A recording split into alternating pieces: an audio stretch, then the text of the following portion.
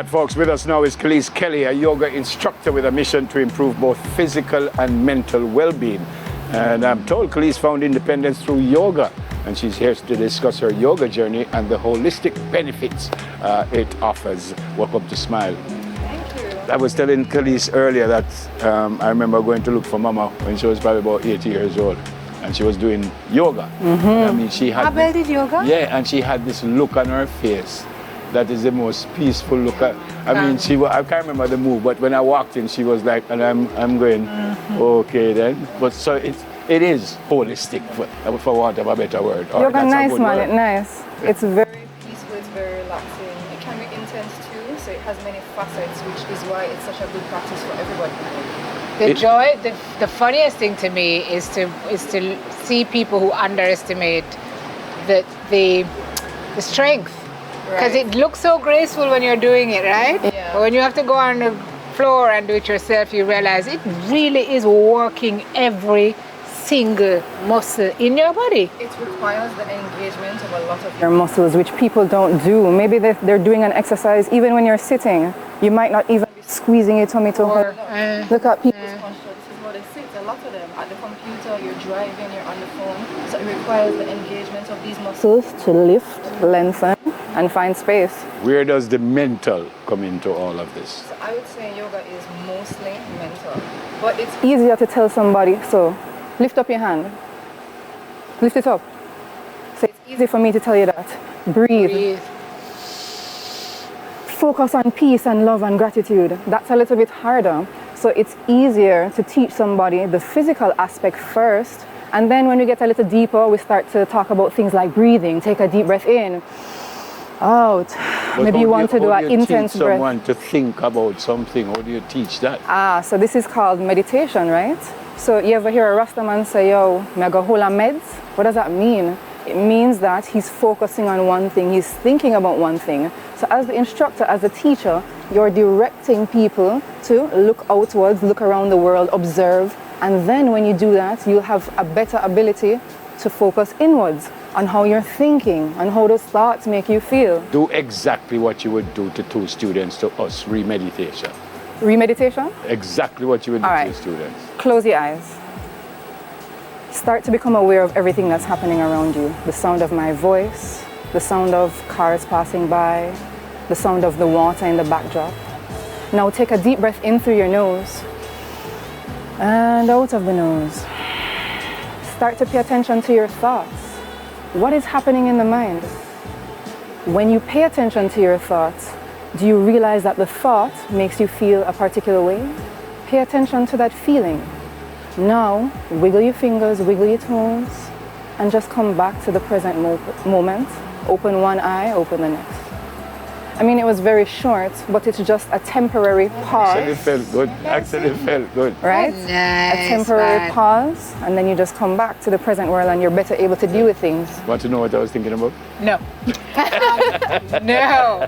Let's talk a little bit about this conflation that folks have with yoga and having to tie it to religion and the stigma around it, because I was telling you, my best friend Danae teaches yoga. Right. The first thing I So you know. hear her say in her sessions is yoga Yes. is not a religion.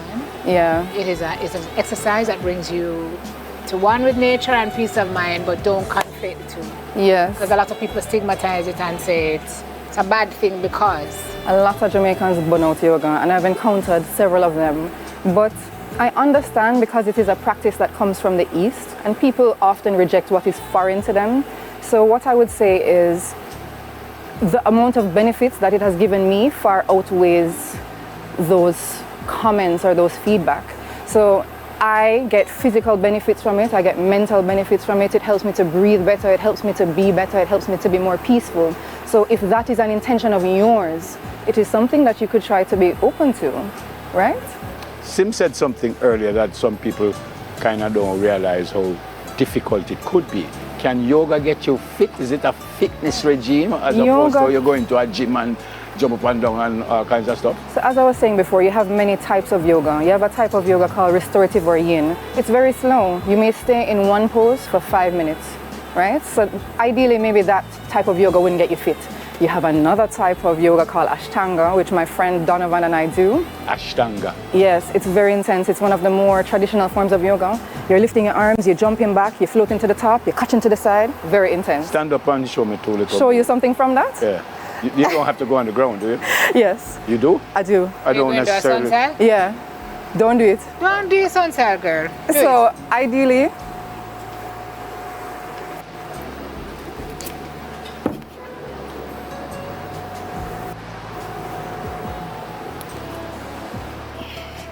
so something like that. salutation. And we're doing that over and over and over and over. We're jumping through, That jumping back. gets you very fit. Yes. Fast. I think so. Yeah, Yeah, yeah. that That's a sweater gets you don't very know fit, when. man. Yeah. So which is the best? Yeah, pull the shirt on. Which is the best one for you? Okay, so I am certified in Iyengar Yoga, which you would have seen me come with some props today. So it uses props to help people who don't have access to the body. So you might get a block. Maybe you can't fold all the way to the ground. So it helps to lift you. You have a strap. Maybe you can't grab your foot. So you grab the strap. Maybe Until you can grab your foot. Because one thing it does is get you limber. Right. As time goes on, you start to feel like you're really touching your toe in that that sense. forward fold, and Yeah. you start to hold your toe, and you never, things you were And lift doing up that and you never cock up. thought you could. Yeah. Lift up and Lift up and cock up. I didn't say it. In yoga, folks. Yes. In yoga. Question. That obviously I'm an older person. Is there different degrees of yoga Yeah. that you would put for a young person to do this? And when me come, you say, well, man, I Sure. can't jump like what you jump or whatever. So, and the Except you same could. benefits. Yeah, in the same So benefits. sure, I mentioned it before. So restorative. Iyengar, which is what I'm certified in, is also good for older persons because it takes into consideration the limitations that they may have by using props. But restorative is also a good form of yoga to do, or using the wall to help lift up their legs. So there are different types of yoga that you can do so I taught my grandmother recently. She's watching. Big up yourself, grandma. I grab it. Easy, grandma. I taught her and my mother recently, and they're in their 50s and 70s. So, and I taught them both, and they were able to manage.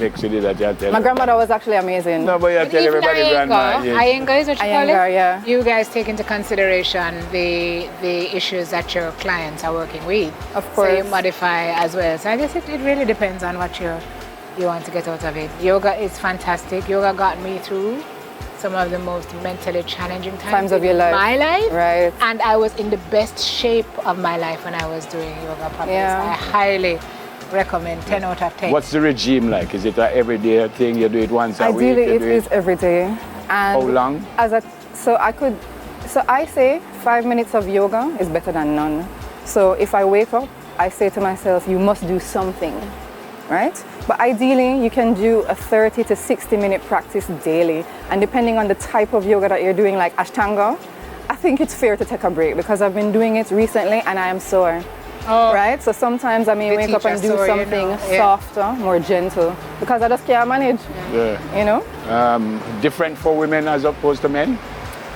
I would say men thrive with strength poses, arm balance. Women thrive with the hips being open. But I wouldn't say it's really different. It's just there are areas that I find anecdotally men gravitate to more and women do better in. Yeah, well explained. How are you found? Where home I found. You can visit my website, www.kaliskaliyoga.com. You can check me out on Instagram, or you can send me an email at kaliskaliyoga@gmail.com. Kalise Kelly. She says it so fast that you want Kalise Kelly. Kalisskelly. Okay, that's how you can find her. Good to see you. Men don't typically like to do yoga, though, you know. Don't feel it's for women until they try it And and they feel realize. kind of too slow. Yeah, man. Yeah. Until them do I it. was telling Kalise, it reminds me of Tai Chi when I used to Yeah. see the Chinese. The slow and they move movement. very slowly. But it's a lot of discipline in that one. Thanks again. Thank you guys. I love you guys. Thank you, girl. So, yoga practitioner Kalise Kelly. Still to come, we talk about World Steel Pan Day with the Silverbirds. Stay with us, please. Soon come. Yes, I'm